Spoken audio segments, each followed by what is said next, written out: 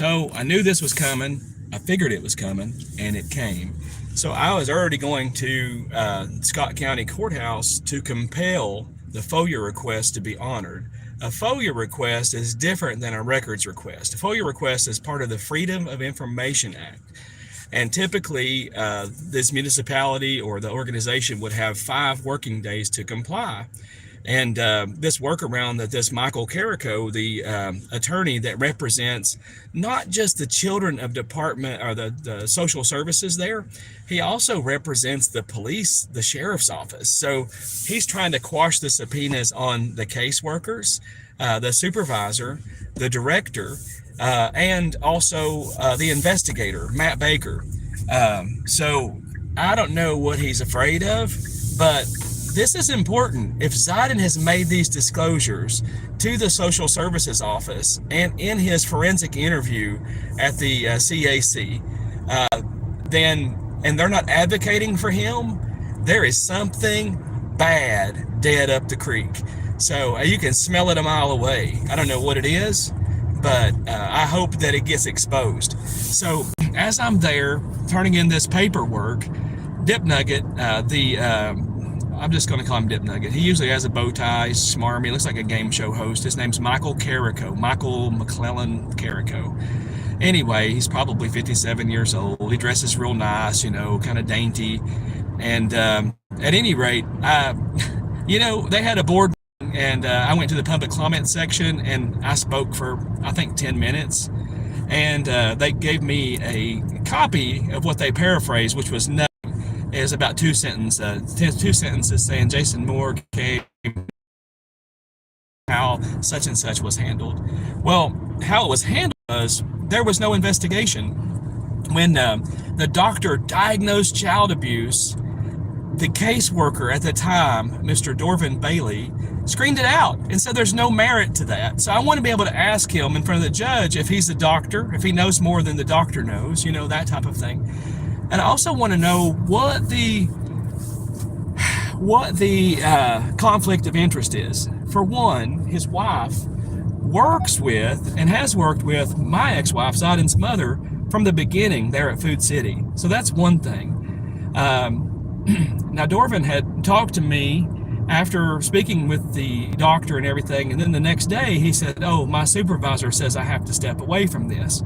But he never named the supervisor or anything like that. A form letter came roughly 10 days later with Kay Barger's name on it. Now, since that time, I found out about his wife, Becky, being my ex-wife's co-worker. And, if you've followed Zidon's history, you've seen the marks that have been left on him, the black eye. I mean, he's lucky he didn't have a deviated septum. That doctor said that it's likely that he had been rendered unconscious. And social services did not want to do an investigation when it happened in Scott County. I can give you the address. So that's one thing I want to ask about. And some other things I want to ask about is this more recent thing, because the CAC and Big Stone said that they turned over Zidon's interview to the sheriff's office investigators as evidence. If there was no evidence, they wouldn't have turned it over. It would have just been nothing, a nothing burger, as they call it. But at any rate, this is something burger. It's just these people that are supposed to protect Zidon have chosen to protect themselves instead. And the fact that this attorney is the one representing them, I wonder what it is that he is hiding. My First Amendment rights protect me, and I want to get this out there in case something happens to me. Because, it's not happened in a little while, maybe a week, but I don't have sheriff's deputies follow me and things like that. I don't have chicken bones getting thrown into my yard again and stuff like that, mainly because I spoke up about it. So if something does happen to me, accident man type stuff, they don't want justice to be served. They want their form of justice to be served, which is whataboutism or deflection or misdirection. But anyway, I confronted this guy. He came right up there and said, why don't you just go ahead and hand him that quash of the subpoenas? So I read it, and it wasn't just the records there going back to October of 2022. It was the caseworkers I'd subpoenaed. I subpoenaed the one girl that quit over this. Her name was Carolyn Thomas. They claim that she's moved out of state now. But she was there for the CAC interview and everything, and she was fairly new in the department, and she quit. Somebody slipped and told me that it was over this. So if that's true, then I would love to be able to talk to her, put her on the stand, and ask her what it was that happened. Because she gave Zidon his initial interview after he made the disclosures about what his uncles had did to him, which was horrible.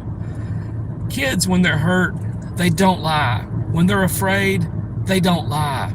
And he has been hurt time and time again, and then placed back in harm's way because those people that should have advocated for him, for whatever reason, they had some kind of bias.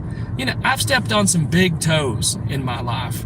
I've gone up against mayors. I've gone up against board of mayor and aldermen. I wrote a whole book about that medical monopoly that has really killed hundreds of people in this area by streamlining, by bringing in Alan Levine, of all people. That guy belongs behind bars. Anyway, I don't want to get sidetracked on that.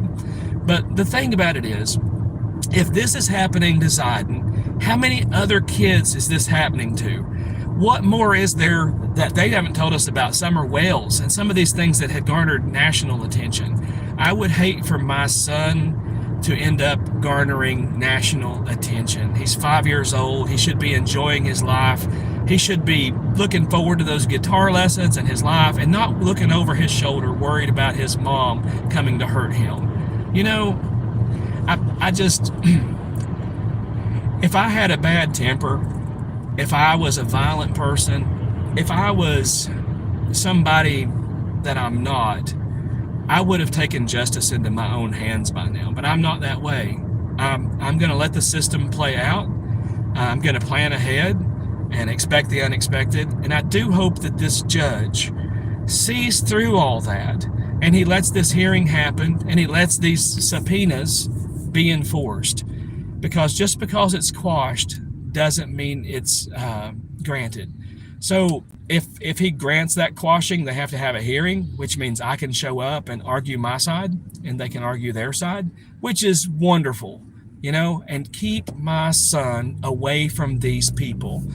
You know, the last thing I want is for my son to be intimidated by a teacher, by a counselor, by a school principal, by a case manager, by a social services person there. And he was in an interview one time with Julie Dishner. She was a caseworker, and that Mike Carrico guy was in the room at the same time, because Zidon said there was a creepy guy in there asking me questions and trying to tell me that you hurt me. And I said, well, I don't hurt you. He goes, yeah, tell me about it. You know, Zidon's like, I don't like that guy. And all of a sudden, I didn't like him either. And at that point, he became on my radar. So just like Zidon's school counselor shoving a sucker in his mouth and pushing him out of the room and telling him she didn't want to hear what he has to say, this guy is trouble. So anyway, got that quash. We'll see what happens. I have the utmost respect for Judge McClung. I know that in Scott County, he is God. He has the power.